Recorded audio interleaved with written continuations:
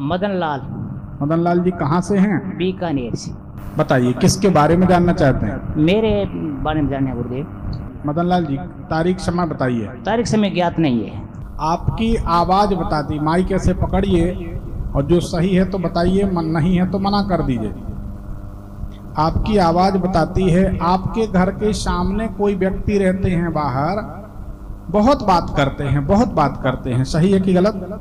हाँ सही ये बात। है, ये सच है। आप जहां रहते सामने तरफ एक खाली प्लॉट पड़ा है? नहीं है। ऐसा नहीं हो सकता, सामने खाली प्लॉट। खाली प्लॉट नहीं है, खेत में रहते हैं हम, खेत में ही हमारा मकान है, उस आगे बीजान होता है। धन्य हो महाराज, कहाँ थे? अब आप लोग फैसला कीजिए हम सही हैं कि गलत। अरे भाई आप खेत में रहते हैं, सामने क्या है? खेत है। खेत है। सामने खेत है, प्लॉट नहीं है, खेत है। खेत है। अब बताओ आप। ठीक है, अच्छा क्या जानना चाहे? धन को लेकर परेशान है, परिवार को लेकर हाँ, धन को लेकर परेशान है, स्वास्थ्य भी खराब रहता है। स्वास्थ्य खराब रहता है? बहुत खराब रहता है गुरुदेव। ठीक है, ठीक हो जाएगा, चिंता न करिए। आपका स्वास्थ्य बिगड़ा है पिछले 4 सालों से, कोविड के पहले 2019 से। हाँ सही बात? ये सच है। सही है, सच है। ये भी सच है, वो भी सच है। जो प्लॉट है सामने, हमने खाली प्लॉट बताया। प्लॉट का देखिए, खेत को प्लॉट कह लो, प्लॉट को खेत कह लो, खाली जमीन। जमीन है। हम लोग सब इसलिए हंसे कि खेत है प्लॉट नहीं है, बात भूखंड है ना। नहीं, भूखंड है लेकिन खेत है नहरी, उसमें हमेशा बीजान होता रहता है, खाली नहीं रहता वो। मैं इसलिए मैं भी सही हूँ गुरुदेव।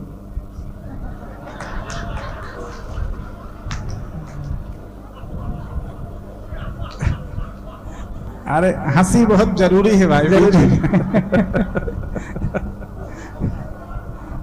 देखो सही बताएं, हमको ऐसा लगता है कि आप ही सही हो, बस आपका समाधान हो जाए। हाँ, ये समाधान हो जाए बस इसके लिए अपन आए हैं। हाँ, इसके लिए आए हैं, बहुत बहुत दुखी है बस, और आप सही हो इसके लिए आए। तो अब आपकी बीमारी का कारण हम बता देते हैं, निवारण बता देते हैं।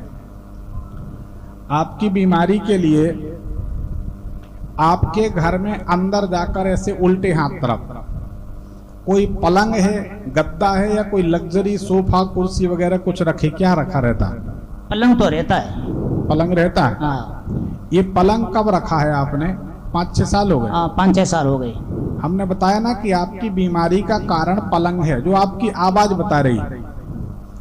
और 5-6 साल से ही आप बीमार हैं, बोलिए हाँ। हाँ। और 5-6 साल पहले आपने पलंग रखा, बोलिए हाँ। हाँ। ठीक है, ये पलंग बीमारी का कारण है। इस पलंग को आप सीधे तरफ रख देंगे तो आप स्वस्थ हो जाएंगे।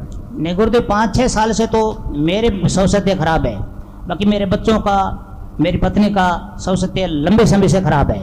और हमने तो इसके शक हमें तो ये जाता है कि हमारा जो घर है वो या तो गलत समय में बन गया या उसमें कोई वास्तु दोष है। हाँ, और बताइए।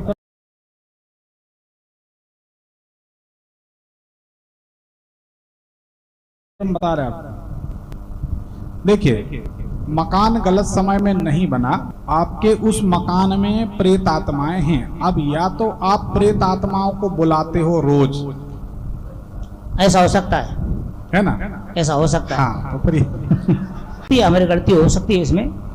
जो हमने तो इस मकान पर शक करते हैं कि मकान गलत समय में बन गया या कोई वास्तु दोष है, इसलिए हम मकान दूसरा बनाना चाहते हैं। देखिए हम आप सब तो हम आपसे मेन सलाह ये लेना चाहते हैं कि मकान उसी जगह बनाए या उस दूसरी जगह बनाए। देखो मकान कोई ऐसा नहीं है कि वस्त्र है कि उतार कर फेंक दिया दूसरा ले लिया। आपके पास पैसा होगा, अच्छी बात है, पर हमारा कहना, पैसा तो नहीं है, पैसा तो नहीं है, फिर भी बहुत परेशान है। 20-25 सालों से परेशान है, सभी बीमार रहते हैं, कर्जा भी है। बना लो तो उसको दूसरा बना लो। उसी जगह बनाए या दूसरी जगह? दूसरी जगह बना लो। और दूसरा एक सवाल और, बच्चों का शादी के विषय में और पूछना चाहता हूँ, शादी का जोक बन रहा है क्या? नहीं, इसमें नहीं समझ में आएगा, आपकी आवाज से बच्चों की शादी का पता नहीं चलेगा। अच्छा। हाँ, पर ठीक, एक पर्ची निकाल दो। धन्यवाद। ठीक। आपको हमने इसलिए रोका है, आप सुनिए हमारी बात। हम आपका बिना पैसे का इलाज कर रहे हैं तो आपने उसको सुना नहीं।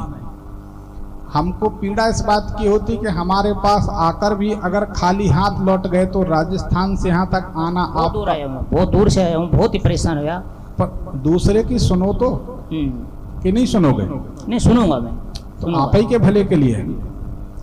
हमारी मानसिकता या सोच ऐसी कि अगर कोई बाहर से आया है आशा लेकर तो उसकी मनोकामना पूरी होनी चाहिए। ये हम संकल्प करके बैठते, माता रानी से प्रार्थना भी करते कि हमारा काम भले ना बने लेकिन जो आए तो उनका एक एक काम जरूर बना देना, हमारी इज्जत बची रहे।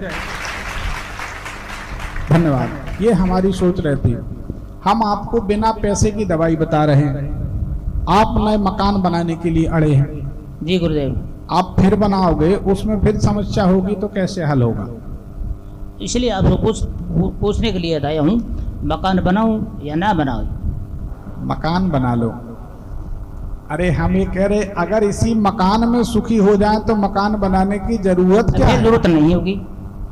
क्यों पैसा बर्बाद किया जाए? देखो आप इस बात को समझो, हम संघर्ष करके बड़े हुए, हमको पता है कि पैसा कितना कीमती होता है, मनुष्य कितने परिश्रम से कमाते, उसका पैसा बर्बाद नहीं होना चाहिए। उसको वही सलाह दो जिसमें उसका हित हो, और जब हम आपका भला चाहेंगे तो भगवान हमारा भला करेंगे। सच्चाई है, सत्य है गुरुदेव। आपके घर में कोई ना कोई व्यक्ति प्रेत आत्माओं को, मृत आत्माओं को निमंत्रण देता है अपने घर का, उसके कारण वो बार बार आती हैं। और जब प्रेत आत्माएं जिस घर में आती हैं उस घर में सुख शांति कदापि नहीं हो सकती। इसका समाधान क्या है गुरुदेव? बात तो पूरी होने दो। आप ही का समाधान तो बता रहे हैं, पूरी बात तो होने दो।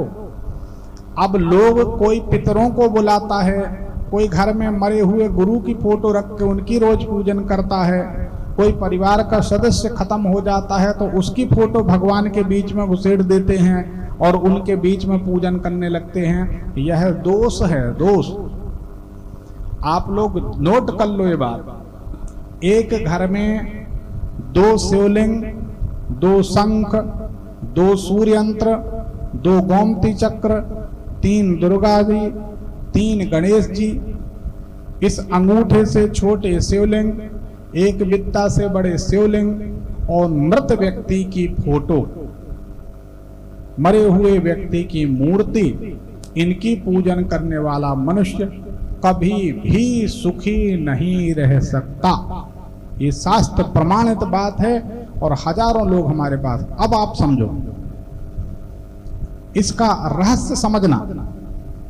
जब किसी मृत व्यक्ति की पूजन आप करते हैं तो उस मृत व्यक्ति की आत्मा आपके घर में आने जाने लगती है।